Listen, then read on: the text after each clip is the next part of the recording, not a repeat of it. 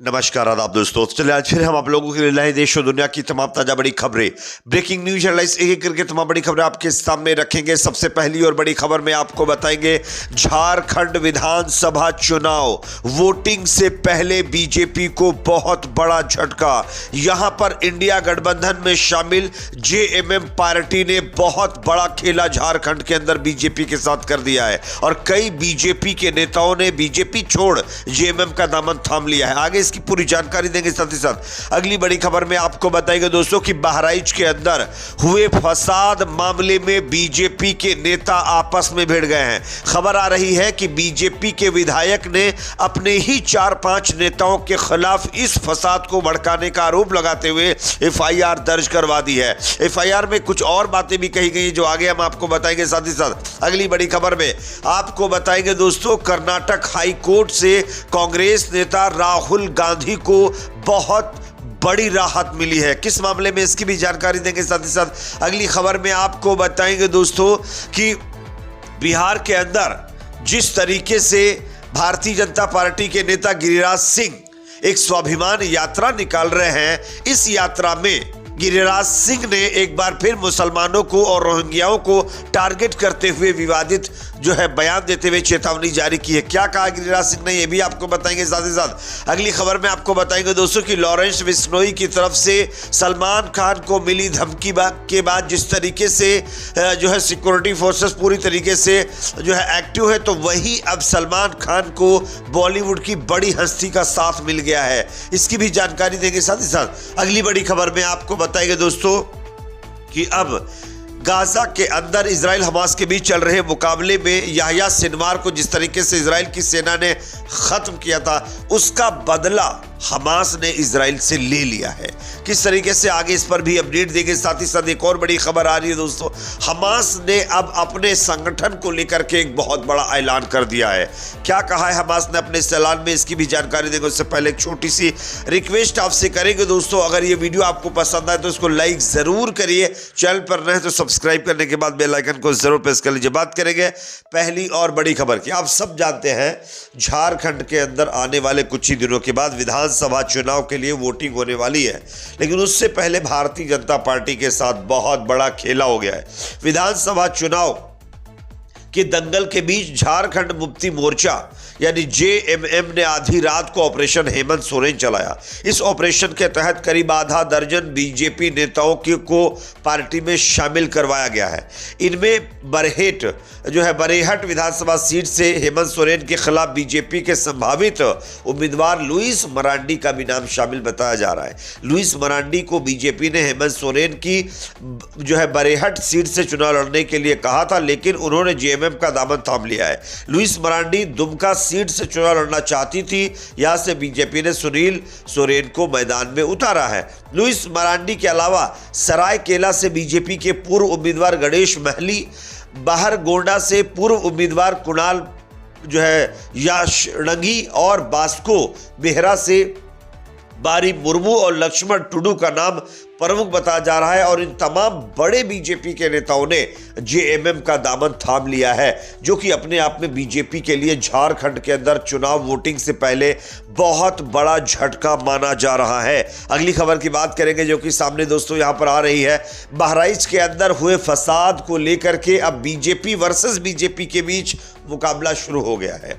दरअसल एक बीजेपी के विधायक ने अपनी ही पार्टी के 4 नेताओं के खिलाफ एफआईआर दर्ज करवाते हुए उन्हीं के ऊपर इस फसाद को भड़काने का आरोप लगाया है। किस तरीके से, आप खबर देखिए। बीजेपी महसी विधायक सुरेश्वर सिंह ने बीजेपी नगर अध्यक्ष समेत 7 नामजद और अज्ञात लोगों पर 13 अक्टूबर की रात महाराजगंज गोलीकांड के बाद मृतक रामगोपाल के शव को अस्पताल चौराहे पर रखकर प्रदर्शन कर रही भीड़ को समझाने के दौरान उनके काफिले पर पत्थरबाजी और फायरिंग का आरोप लगाते हुए नगर कोतवाली में मुकदमा दर्ज करवाया है।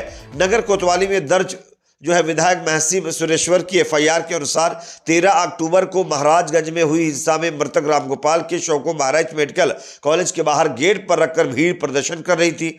वे अपने अंगरक्षकों व अन्य सहयोगियों के साथ शव रखे लोगों के पास पहुंचे। इसके बाद डीएम से मिलने सीओ कार्यालय पहुंचे, जहां सीएमओ सिटी मजिस्ट्रेट भी मौजूद थे। सभी को साथ लेकर दोबारा से मृतक के परिजनों व ग्रामीणों के पास पहुंचे और बातचीत कर शव को जो है मोर्चरी ले जाने लगे।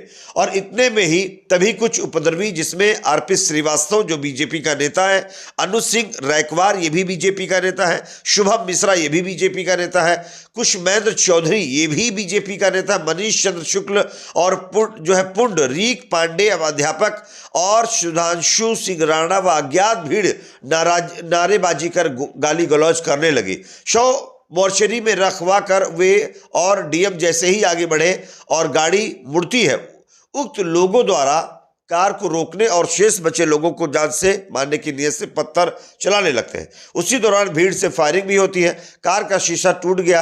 घटना में बेटा अखंड प्रताप सिंह बाल बाल बचे। सीसीटीवी फुटेज से घटना स्पष्ट होने की बात कही जा रही है। और उसके बाद ये बहुत बड़ा फसाद बहराइच के अंदर फैला है। यानी कि सीधे लफ्जों में हम कहें तो बीजेपी के ही नेताओं ने इस फसाद को भड़काया, लेकिन कार्रवाई के नाम पर योगी जी सिर्फ मुसलमानों के घरों के ऊपर नोटिस चस्पा करके ये दिखाने की कोशिश कर रहे हैं कि देखिए हम कार्रवाई कर रहे हैं। अगली खबर की बात करेंगे जो कि दोस्तों सामने यहां पर आ रही है। कर्नाटक हाईकोर्ट से राहुल गांधी को बहुत बड़ी राहत मिल गई है। कांग्रेस नेता राहुल गांधी के खिलाफ दायर जनहित याचिका सोमवार को कर्नाटक हाईकोर्ट ने खारिज कर दी है। याचिका में आरोप लगाया गया था कि राहुल गांधी ने एक सार्वजनिक भाषण के दौरान आपत्तिजनक टिप्पणियां की थी। राहुल ने अपने भाषण में हासन से पूर्व सांसद प्रज्वल रेवन्ना पर सामूहिक दुष्कर्म का आरोप लगाया था और इसी टिप्पणी को लेकर के उनके खिलाफ जनहित याचिका दायर की गई थी, लेकिन अब कर्नाटक हाईकोर्ट ने इस याचिका को खारिज कर दिया है। अगली खबर की बात करेंगे जो कि सामने दोस्तों आ रही है। गिरिराज सिंह की हिंदू स्वाभिमान यात्रा एक बार फिर अपना धार्मिक रूप लेने लगी है।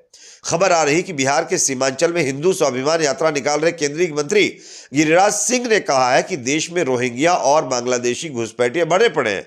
इसका मूल कारण देश की आज़ादी के बाद संविधान निर्माता बाबा साहब अम्बेडकर द्वारा उसी समय एनआरसी लागू करने को लेकर गांधी और नेहरू के समक्ष दिए गए प्रस्ताव को खारिज किया जाना चाहिए था। यानी कि जो गिरिराज सिंह यात्रा निकाल रहे हैं, इसमें एक बार फिर नफरती चीजों को ऐड करके इस यात्रा को आगे सक्सेस करवाने की कोशिश की जा रही है, जबकि गिरिराज सिंह की इस यात्रा में 10-12 लोगों से ज्यादा कोई आ ही नहीं रहा है। इसके चलते अब ये धार्मिक जो है बयानबाजी करते हुए इस यात्रा को किसी भी तरीके से सक्सेस बनवाने की कोशिश कर रहा है। अगला अपडेट जो कि सामने दोस्तों यहां पर आ रहा है, सलमान खान को बॉलीवुड की एक बड़ी हस्ती का सपोर्ट मिल गया। जिस तरीके से सलमान खान को हाल ही में गैंगस्टर लॉरेंस बिश्नोई ने धमकी दी थी और कथित तौर पर दुश्मनी खत्म करने के लिए 5 करोड़ रुपए की मांग की थी। बढ़ती धमकियों को देखते हुए सलमान खान ने अब अपने सुरक्षा उपाय बढ़ा दिए हैं।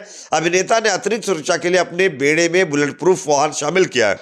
सलमान के करीबी रहे बाबा सिद्दीकी की हत्या के बाद से उनकी सुरक्षा बढ़ा दी गई है। तो वहीं अब भाईजान को अपने करीबी दोस्त गायक मीका सिंह का साथ मिल गया है। गायक लाइव इवेंट में सलमान खान को अपना समर्थन देते नजर आए हैं, साथ ही उन्हें धमकी देने वालों को ललकारते भी देखा गया है। मीका सिंह ने साफ तौर पर कहा है कि भाई को टेंशन लेने की जरूरत नहीं है, हम सब उनके साथ हैं। भाई हूं, भाई तू फिक्र ना कर, उसकी मां की, उसकी बहन की, जो देखे इधर अपन को बता दे कभी हो गई फंटर, सबकी फटती अपने नाम से, अपन जाए जिधर, थोड़ा कोक शोक हो तो अपन के दोस्तों को ना दे ना यार। ऐसा कहते हुए, इन लफ्जों को इस्तेमाल करते हुए मीका सिंह ने सलमान खान को सपोर्ट किया। अगली खबर की बात करेंगे जो कि सामने आ रही है दोस्तों, याह्या सिनवार की मौत का बदला हमास ने ले लिया। इजरायली सेना के ब्रिगेड कमांडर को गाजा के जबालिया के पास ढेर कर दिया है। साथ ही साथ खबर आ रही है कि अब हमास ने ऐलान कर दिया है कि वो अपना नेता घोषित नहीं करेंगे। अब यूं ही पूरा संगठन इस मुकाबले को इजराइल के साथ लड़ेगा और इसको संभालेगा। इस पर आप लोगों की अपनी क्या राय कमेंट सेक्शन में जरूर बताएं। वीडियो को लाइक शेयर, चैनल पर नए तो सब्सक्राइब जरूर करें।